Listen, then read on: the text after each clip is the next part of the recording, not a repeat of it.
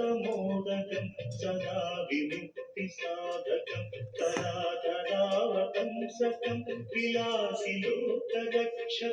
कलाधरावतंसकं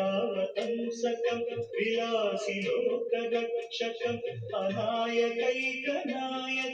विनाशिते भदैत्यकं अनायकैकनायकं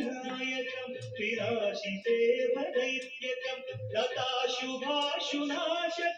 नमामि तं विनायकं मुदाकरात्तमोदकं सदा विमुक्तिसाधकं मुदाकरात्तमोदकं सदा विमुक्तिसाधकं नमामि तं विनायकं नमामि तं विनायकं नमामि तं विनायकम्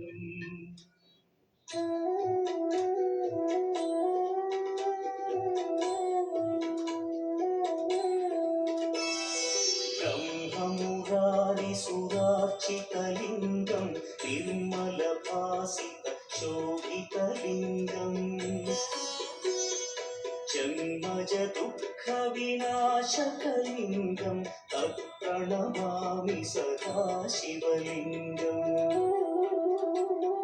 देवमुनिप्रवरार्चितलिङ्गं कामदहन करुणाकरलिङ्गम्